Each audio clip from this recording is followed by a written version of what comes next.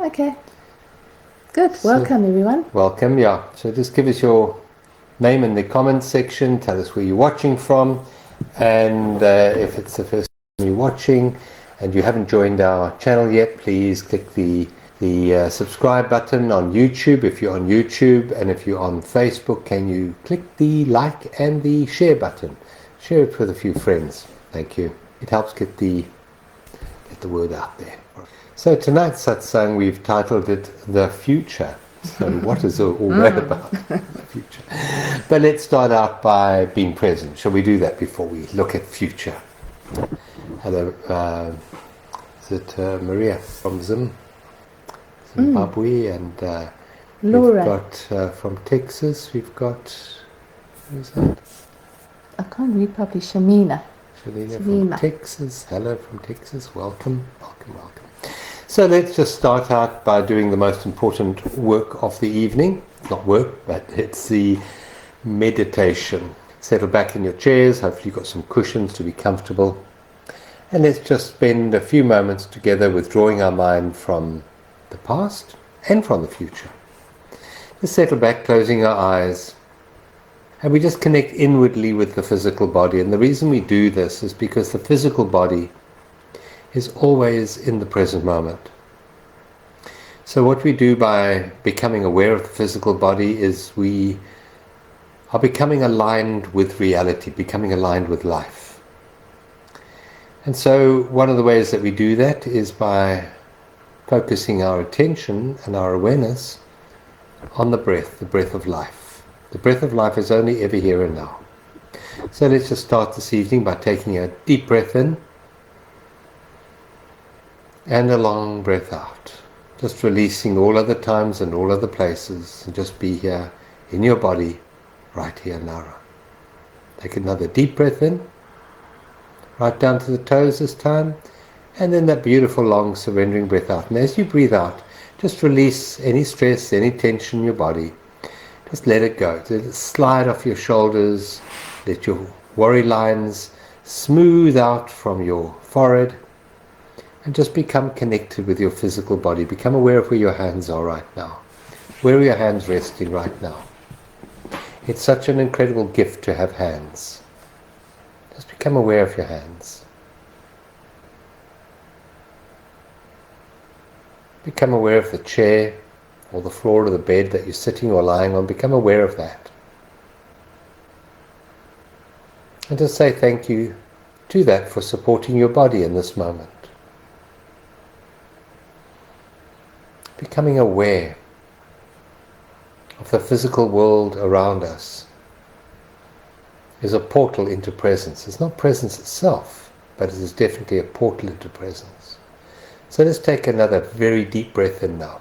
And as we breathe in, we blow our tummy out. So we're breathing from the lower diaphragm. We're breathing in from the lower tummy, and as we breathe out, so we squeeze our belly button back towards the spine, releasing all the air.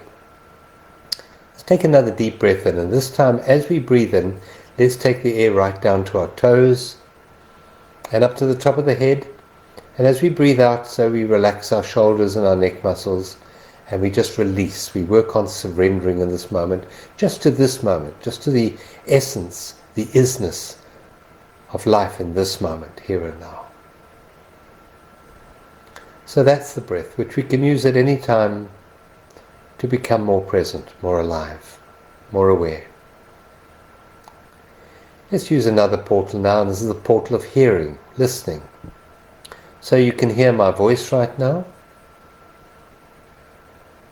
But let's become aware of any other background noises that we can hear, any sounds that we can hear right now. We can hear the whir of the computer. What can you hear? We don't have our friendly cricket in the room tonight, do we? That's quiet. And just notice how quiet you had to become in order to truly listen.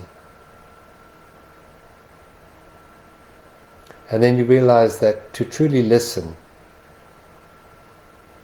the thinking mind has to quieten down. The thinking mind doesn't listen. the thinking mind just talks. But to truly listen, we have to become the stillness that underlies the talking mind. And it's this stillness, this space, which once more is a portal into presence.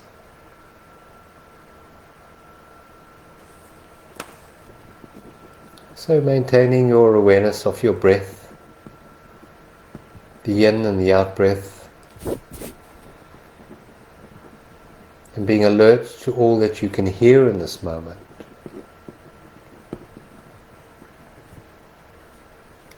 Just become aware of your feet, where they're resting in this moment.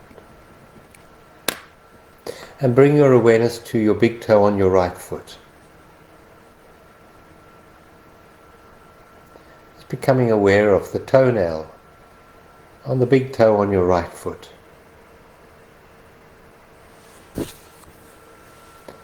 Is there any tension under your toenail?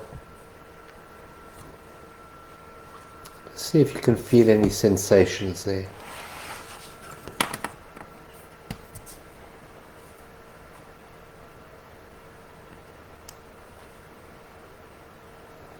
Keeping your awareness on the breath and on the listening, and now including your big toe on your right foot. Now notice what is aware of all of those, the breathing, the listening, and your big toe.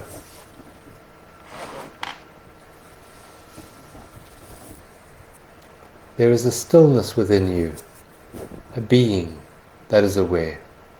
It's awareness itself.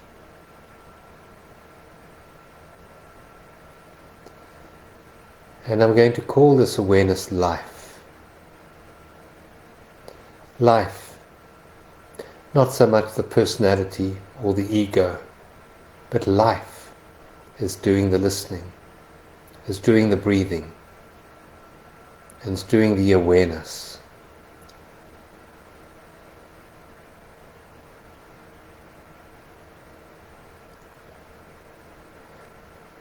So we become more aligned with life. We become one with life in this moment. Take another very deep breath in. Very, very deep breath in.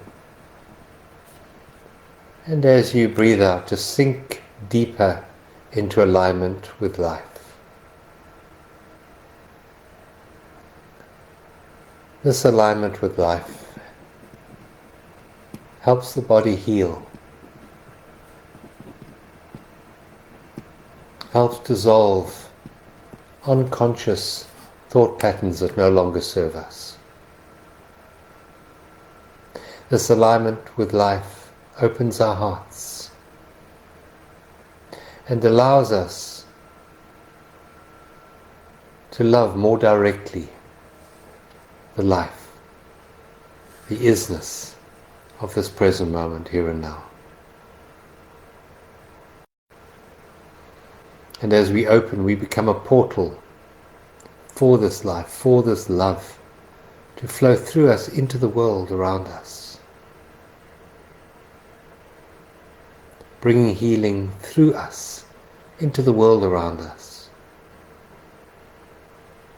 We become a portal for transformation on this beautiful planet, transformation of human consciousness, from unconsciousness, from the perception of separation, to consciousness, the perception of oneness. This is the shift. This is the awakening. This is the journey to liberation. To be here now, in this moment, aligned with life, in the body, accepting and appreciating the uniqueness of just this moment here and now, the gift of life.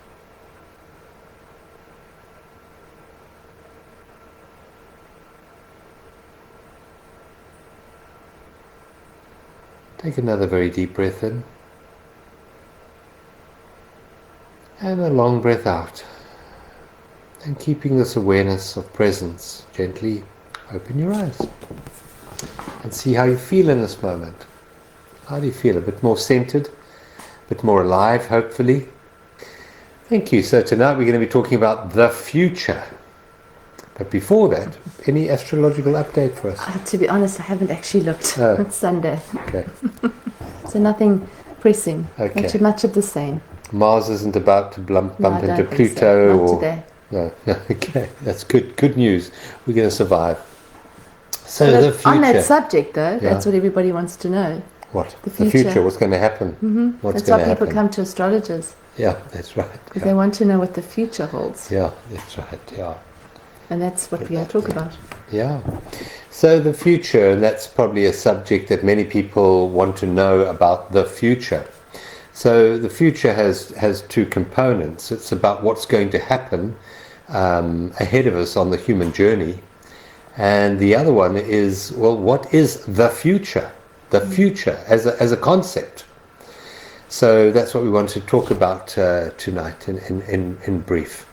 So for most of us, we're having a human experience. And the human experience, for those of you who've done a bit of work with us, will know that I draw it on a horizontal line, on a line going from the moment you're born till the moment you shuttle off this particular meat suit that you're wearing.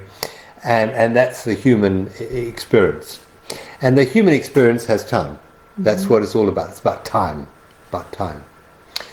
But there is a intersection with a transcendent dimension, which is drawn as the vertical. So you have this cross of the horizontal plane and the vertical plane. And this intersection with the vertical plane is when the human meets being. And most of the challenges and the problems and the stresses and the worries and the anxieties and the fears that we have are because we are only aware of time and we have lost the recognition of being. Now, the future as a concept appears in the mind now, here and now, in this moment. The mind has a concept of the future. And the future is quite often not being used as a practical tool for strategizing or working something out that needs to be worked out, but as a place of possible salvation or hope or fulfillment that's going to make us happy, going to make us at peace. And that as a concept robs us of the very essence of life, because life is only ever in the vertical plane. It's always here, always now. Life can't be in the past and can't be in the future. Life is always here. So the concept of future robs us of joy, peace, etc. And this sort of idea, this thought came to me this morning in meditation, that if we were to remove the concept of future from our awareness in the here and now, it would liberate us to experience more joy, more life, more peace in our lives right now. So just consider that for a moment. Consider, in this moment, removing the concept of future from your awareness here and now. Where would your worries be? Where would your fears be? Where would your anxieties be? Yep. You might like to type up some comments in the comments box. Imagine if there was no future to worry about. How much energy would you have to put into your daily life, into your dreams, into your hobbies, into your passions? How much energy do we put into concerns about the future? It'd be interesting to ask this group, like, what percentage would you say of your day, of your time, of your waking hours is made up of thoughts or concerns or actions related to future? I'm going to guess an awful lot, but let's just type them up in the comment box. It would be very interesting. I'm very interested to know how much. And because it's human, it's normal. Yeah. It's normal to live like that. If you think about it, right from a child, we've been programmed to focus on future. That the meaning of life is future. From day one. When you do this, then you'll get that, and when you get to standard 1, then that'll happen, and when you get to standard 5, that'll happen, and then you'll have this, and then you'll have that, and then you must do this because then when you get older, you'll actually be taken care of. So we're programmed from a very early age to focus almost entirely on the future. And sometimes we even are reprimanded for not doing that. Like as kids, sort of getting into trouble for daydreaming, or for just being not, just being, not doing something. Yeah, for being. We as children, we were very really rewarded for our natural state, which as a child is being, and we were programmed to value time, particularly future. Now, as I said, the one aspect of future is this concept that we have. The other one is on the human journey. Yes, there is a future that maybe needs to have some constructive thinking about, maybe some constructive planning about. But unfortunately, most of our preoccupation with future, probably 98% of our preoccupation with future, is useless thinking. Useless thinking. So we have useful thinking when we need to sit down and actually plan a plane trip or plan a meal or something like that. And there's useless thinking. Now, useless thinking leads to the stresses, the concerns, the worry, the fears, and the anxiety.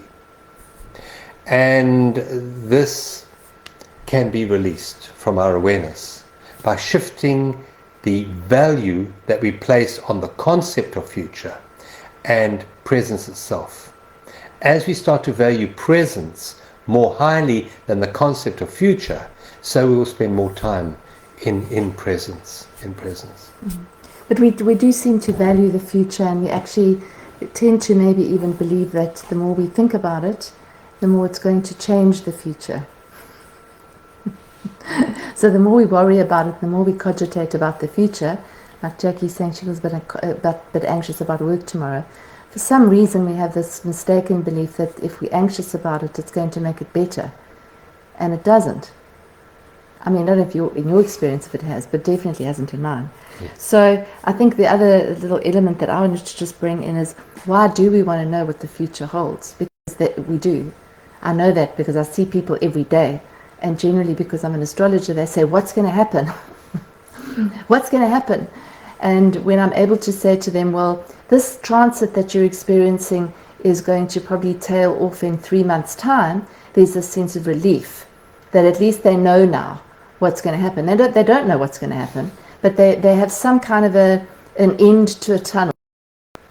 Most people will say, well, when's it going to end? I'll say, yeah, but you're going through a transition and you're learning and you're growing and you're evolving. And I'll say, but when's it going to end? So there it is. You're missing the lesson, you're missing the process because you're too fixated on when it's going to end. And that's usually the way we live our lives. We're so focused on tomorrow or the next day or the next week or when we're 65 or when we're 85 that we're actually missing this moment. So just give a moment to, what if you honestly did not have to worry about the future? What if somebody had to say to you, there's nothing to worry about? Absolutely 100% categorically, there's nothing to worry about because you're going to be fine. And tell you how it's going to play out.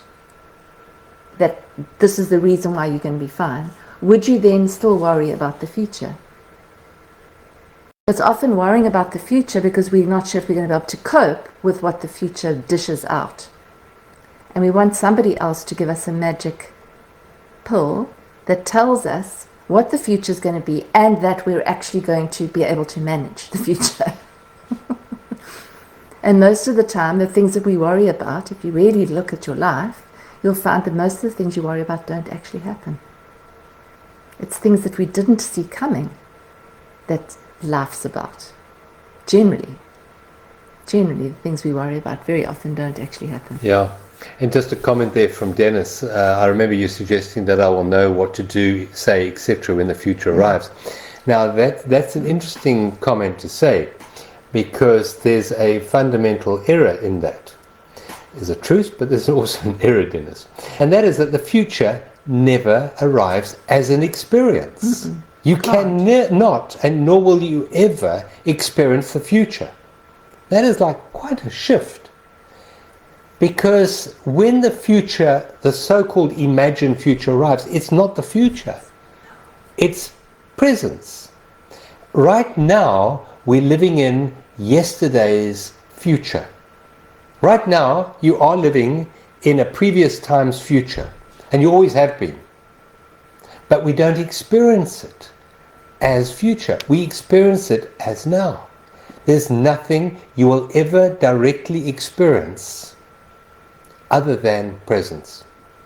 The problem is we have the innate ability, the unique ability as humans to leave reality, to leave the direct experience of life and go into some imagined dimension of time. And in that space, our needs are not being met. Because your needs are only ever met in the present moment. Life is only ever in the present moment. The divine is only ever here in the present moment. Your beingness is only ever here in the present moment. So we go into an imagined space of our own construction. And in there's a lot of holes. There's a lot of unanswered questions. And that's where the fear and the anxiety comes from. Because fear, as you know, is the acronym they always say is false evidence of being real. So we've just left reality and we've gone to a falseness. And in that falseness, we experience fear. That's where fear comes from. So Dennis, in saying that, you'll always know what to do in the future when the future arrives. Well, the future never arrives. But one thing I do want to say, that you always, in the present moment, have everything you need. Always. Everything you need is always here in the present moment. Your needs are always met in the present moment. And you can always deal, this is the big one, with whatever's happening in the present moment. That's the big. Even if it is your transition, even if you are dying in this moment, you'll cope with it perfectly. No one's ever died unsuccessfully. Everyone dies successfully. Everyone makes it in the end. And so there is nothing that you cannot deal with successfully in the present moment. But there's everything that you can't deal with in this projected, the concept of future. You can't deal with it because it's not here. It's not reality. There are so many permutations that could happen that we can't exactly know how we need to react to it. We can plan maybe 10, 20 scenarios, but there are countless scenarios that could unfold. But when you start to know that in the present moment, you're always able to deal with whatever arises in that moment. When you start to live your life like that, there is a sense of divine guidance in the present moment. Yes, there is, but there is always the knowledge that yes, you can deal with the present moment. And when you know that, fear and anxiety dissipate. Mm. Because when you know for certainty that you can deal with something, fear and anxiety dissipate and disappear. Because it's always the fear that we're not going to be able to deal with it that creates the anxiety and the stress. And we've just got to ask ourselves, does the anxiety and worrying about X, Y, Z, whether you're worrying about a child, one of your children, or whether you're worrying about a spouse or yourself or your own health or whatever, has it ever helped anything? Whereas when you're actually faced with a situation and you've got full consciousness, you're then able to deal with whatever it is. It was quite interesting for me because I was in the event and the film industry for a long time. And as a producer, we had to be concerned about the future, about is this shoot going to happen, or is this event going to happen? And you would have these beautiful schedules and spreadsheets and call sheets and you name it, to make sure as much as possible that everything went according to the plan. And you would have plan A, that's number one, that's if everything goes according to plan. Plan B, if plan A fails, then we go to plan B, and plan C if plan B fails as well. And most of the time, and I did it for a very long time, none of those happened.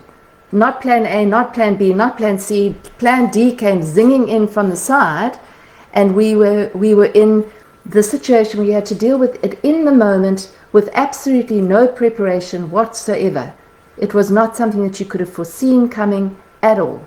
And every time you just dealt with it, and miraculously it seemed to actually work because everybody just dealt with it in the moment, no planning. So you got to just ask yourself how much the very particular planning and the very particular wanting to know the future actually assists us you? And helps. Does it help? Does it help you, Keridwin, to be worrying about your son? Does it help them? Does it help him, or does it help you, or what does it actually do? You putting your energy into that situation in a worried state, and we all worry. It's part of the human condition. It's almost approved of you. It's like you must worry. You should be worried. It's your son. Of course you must be worried. So we kind of, what's the word I want? It's approved of. It's yes, I expect you must be worrying because you're a father. You should worry about your son. Yeah, it's seen as something good to worry. It's seen as something good. To worry. And you said everyone worries. Most people worry. I gave up that quite some time ago. I seriously, honestly do not worry, because how can you worry? Most people when worry. you know in your life that in the present moment, you've always coped with every present moment. No matter how difficult it was, you've coped with it. And then you recognize that all your worrying in the world never solved anything. And then you start to see the superfluousness of those thoughts, the superfluousness of worry, the uselessness of those thoughts. As I said, they're useful thoughts about the future in a practical way, which probably you need for like 1 or 2 or 3% of a day.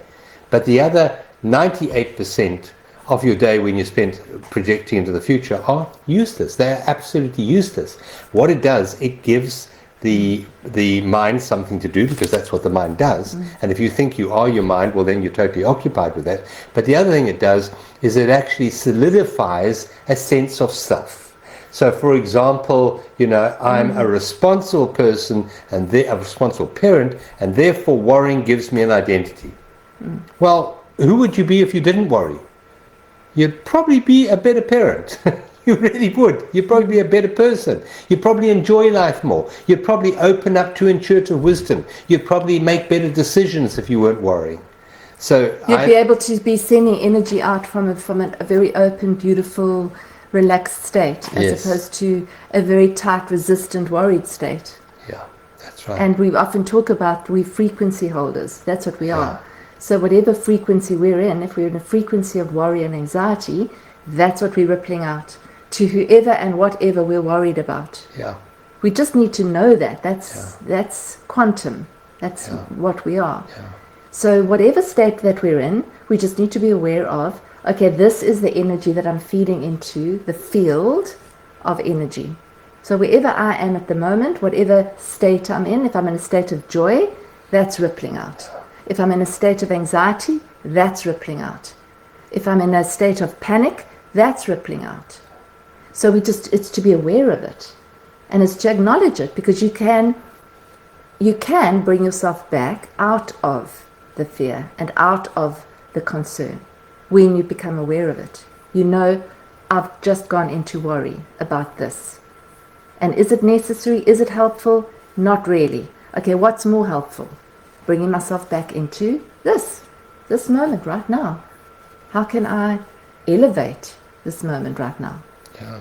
And you mentioned something just now which is so powerful to recognize, and that is that when you enter presence, when you align your awareness with presence, because when I say enter, you enter with your awareness because you're already in presence. I mean, you cannot not be, but we have the ability, as I said earlier, to project our mind away from it. When you bring your attention back to it, you open up a portal for the miraculous. So we can live our lives trying to strategize and worry, or we can live in alignment with the miraculous, and miracles happen, and grace flows into our lives, and things just unfold, and it's called to be in flow. And I'm sure all of you have experienced that from time to time, to be in flow, and things just happen. You meet the right people, doors open, it's just wonderful.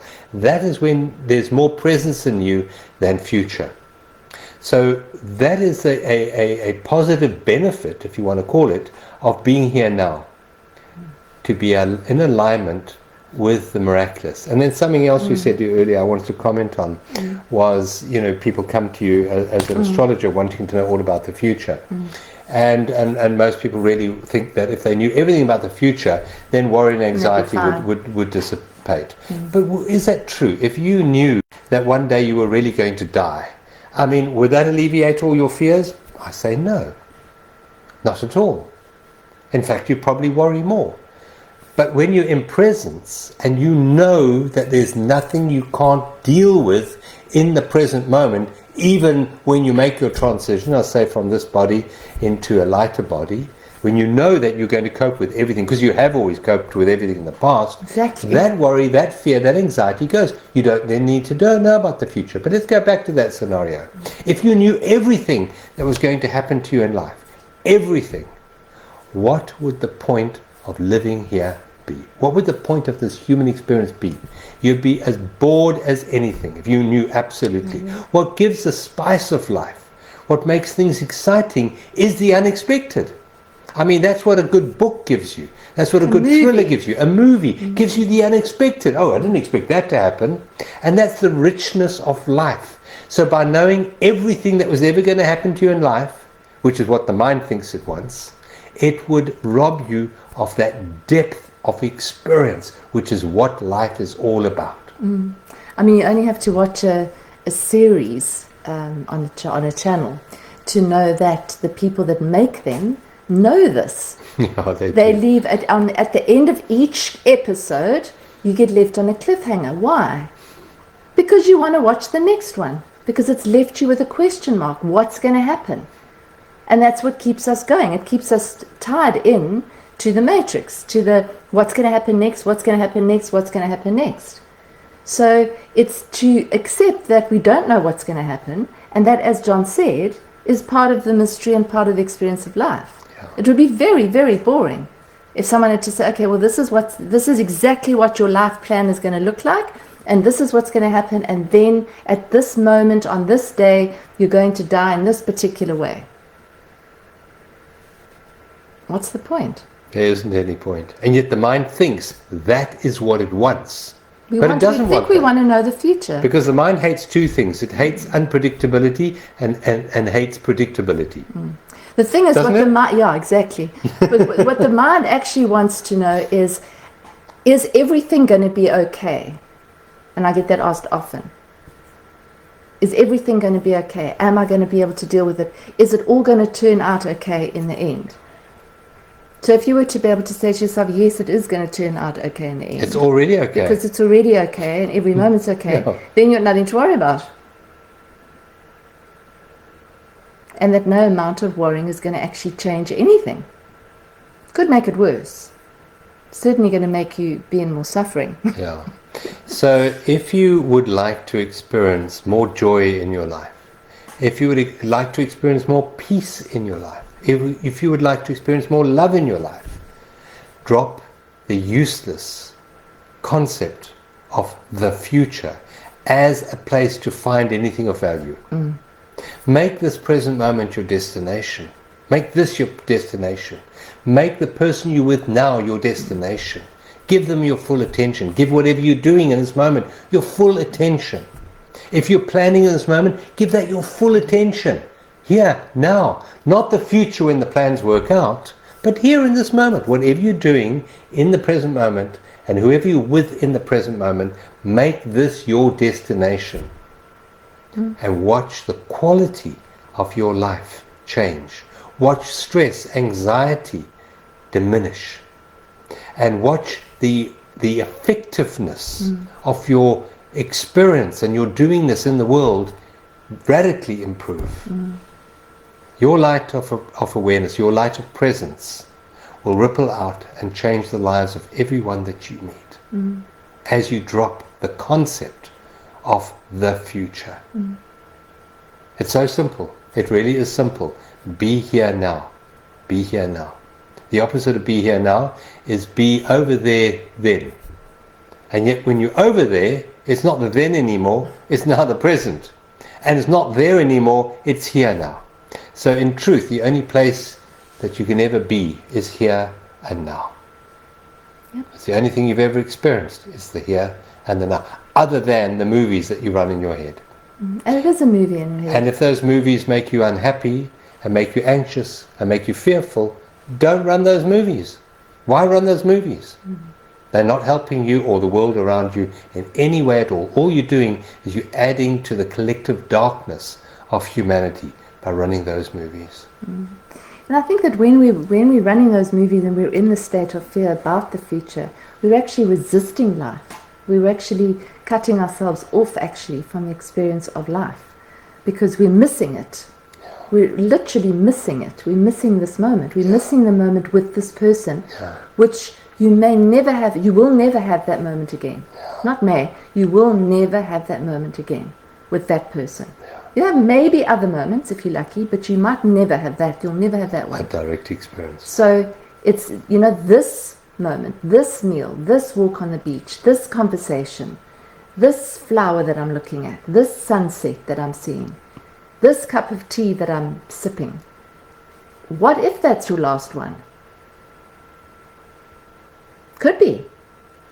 But it doesn't matter. It doesn't matter. So if we went out on that last cup of tea that we were thoroughly enjoying, it doesn't matter if it's your last cup of tea. It doesn't matter if this conversation that you're having with someone is your last conversation with that person, if it's a quality conversation. If it's a quality in interaction, it doesn't matter. You'll go out feeling fulfilled, full, happy. When you make this present moment your destination, you're able to live it fully, completely, with an open heart, full attention, full awareness. Useless thinking plays no part in your life anymore. And that's a fulfilled, meaningful life, when you live your life that way, rather than in the concept of future, which doesn't bring you anything of any value anyway, so why do it? And then you're using your mind for good use. You're saying, yes, I need to plan this meeting that I have to do. I have to be there at such and such a time. I have to do that after that and that after that. You're using your mind for that, for those purposes. I need to book a flight. I need to book a car. I need to be there by such and such a time. But the rest of it, you're not actually letting your mind run the show. Because that is what it is. It's the mind running the show. It's the imagination of what will happen to this person if this happens. And then we've got wild imaginations. So that those imaginations can bring some joy if we imagine beauty, but usually we're not. We're usually imagining difficult, challenging possibilities very often. What if this happens?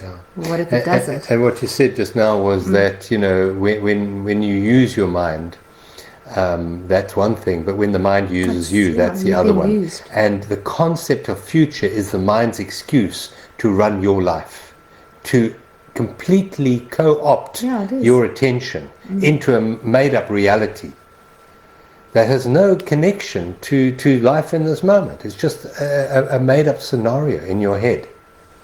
And that robs us of the gift of this moment, the gift of life. And that's when the mind is using us. And as we've said before, the mind makes a wonderful servant, but a tyrannical master. When it's running your life, you're not in control anymore. And you're not conscious enough to make any good decisions. You can't really plan properly if your mind is using you. Only you can plan. Your mind, you can use your mind as a tool in the planning process, but you have to do the planning, not your mind. There's a big difference. Big difference. So if hopefully we've motivated you to spend more time in life, in reality, and in the trust and the beauty of what life has to offer here and now, and to drop this idea of the future is more important than the presence. The opposite is true. The presence is way more valuable than any concept the mind can dream up. Because life is here and now, and life is real, and life is divine, and you're special, and you're always guided and protected in reality, in this moment, in just this moment here and now. not the future that you're dreaming up. And the but only here and thing now. you need to cope with ever is this moment. Yeah, As John said earlier, you can't cope with the future because the future's not here, it's not real. yeah, So the only moment that we ever have is this one. And the only thing we need to cope with is this moment, right now. That's it. So even if you're in a struggling moment, this moment, if you're in it fully, it's actually, the struggle starts to actually go. It's the thoughts about it that actually create the suffering of this moment. That it shouldn't be like this. I shouldn't be in this situation. I shouldn't be in this pain, or whatever it is. If you just say, this is what's happening, and I am here, and I'm dealing with it, the angst and the suffering actually starts to dissipate. yeah. Because suffering cannot exist in presence. Suffering exists in time. So think about that. Suffering exists in time. Fear exists in time. Anxiety exists in time. Depression exists in time. Joy, enthusiasm, peace, love exists in presence. And it's a choice. We've never been told this before, but it's a choice that we get to make moment to moment to moment. Which world we want to live in. The made-up world of the mind, or the world of life, which is here and now. Good. Thank you. Yes, you're going to lead us out with a centering meditation. Yes. Thank you all for being with us tonight. Yeah, lovely to Thank have you all with us. Thank you, and thank you for your comments. We'll read them just now. It's very small on the screen. Yeah. Okay, so we're just going to lead you out. Just make yourself comfy if you're not already comfy. And take a deep, beautiful belly breath in. So as you breathe in, allow your belly to expand. And then bring the air all the way up, up, into your lungs. Hold it for a second. And then release the breath through the mouth on the out breath.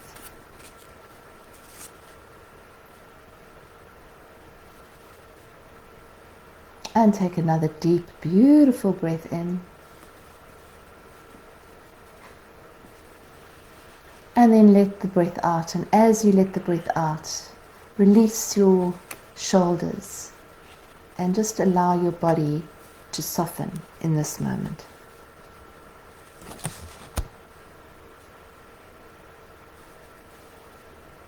And now just see if you can just drift into, or sink into this present moment.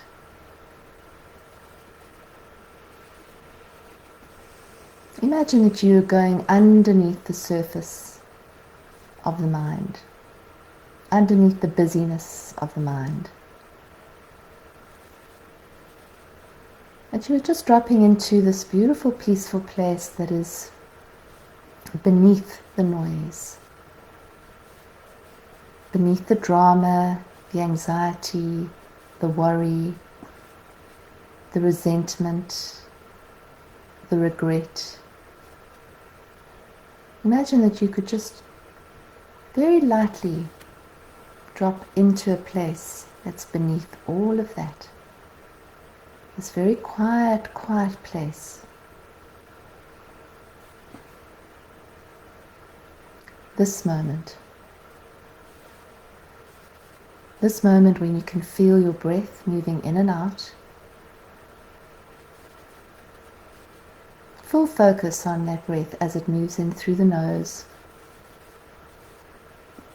and moves out through the mouth. Being consciously aware of what you can hear in this moment. Full focus on what you're hearing.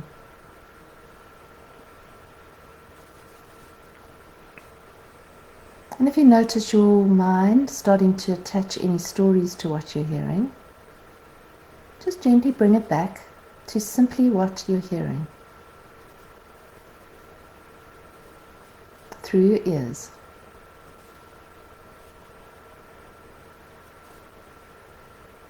Bringing focus to what you can see. If your eyes are open, what you can see through your eyes. If your eyes are closed, what you can see behind your eyes. So focusing on your eyeballs. Again, no stories about it, just noticing.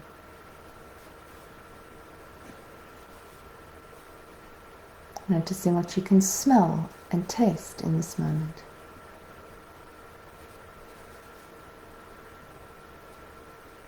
And noticing what you can feel in your body. So feeling the chair beneath you or the bed, wherever you are. Feeling your body touching the surfaces that it's touching. Becoming aware of the temperature on your skin. Feel of clothes on your body. And being aware of any sensations in your body. There might be a little tightness or a little tweak or even pain. Just see if you can just gently breathe into that area of your body and just release it. Just soften that particular area. This practice is bringing you into full awareness of this moment. Years ago it was called the supreme practice of the wise. Just running through the 5 senses will bring you back into the moment. If your mind starts to wander, you bring it back to your breath. The breath is always right here. Just allow yourself to soften even more. Allowing the mind to retreat. Allowing yourself to drop into this precious, sacred moment that will never be repeated. This is it. This, right here, is the most important moment of your life.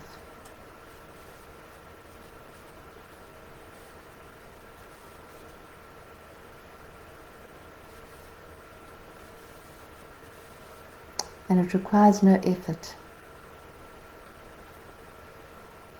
All we need to do is open to it and surrender to it. And it's in this place that the miracles happen. I pulled 2 cards and they've both got to do with miracles. The first one is I believe in miracles. And the other one is I'm grateful for all the miracles in my life. So I am grateful right now for all the miracles in my life. Just feel how that feels.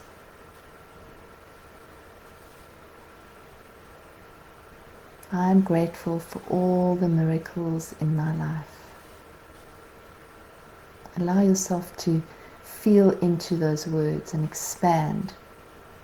You can feel your energy expanding with gratitude.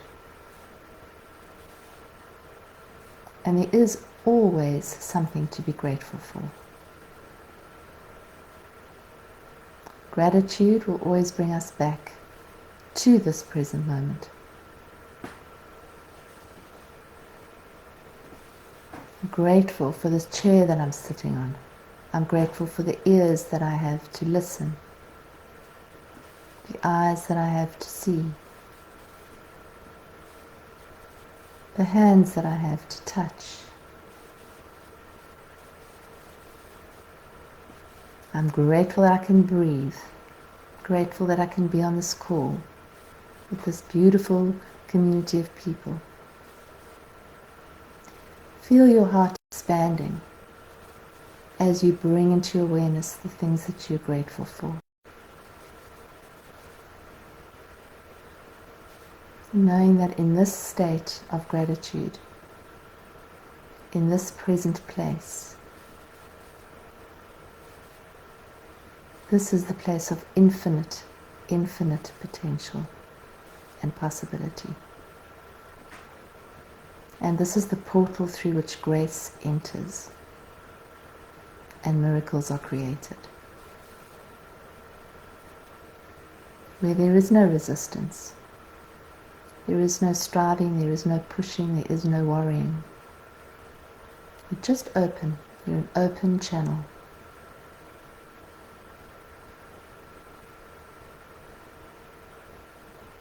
So breathing into your heart, allowing your heart to, as if it could expand into a beautiful flower, multi-petaled flower that just continues to bloom and open.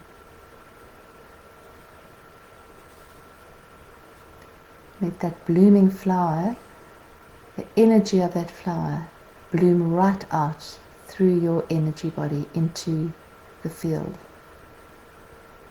This beautiful energy of gratitude and open-hearted love.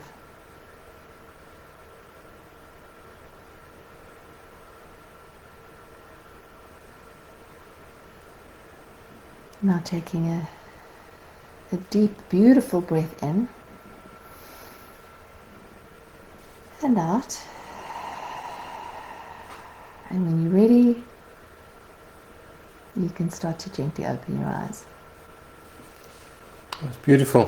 Thank you. Isn't that lovely? Hey? I believe in miracles. And I'm grateful for all the miracles in my life. So, yeah, it's a miracle night. We'll put those up. Yeah, thank you. Really beautiful. And just talking about future, is next Sunday there won't be a satsang because we'll be traveling. So we look forward to catching up with you in the future, 2 weeks' time. We'll be experiencing it in the present moment, this exact present moment. Beautiful. Thank you, folks. Love you all. Thank you for joining us tonight. Everyone. God bless. Lots of love. Thank you.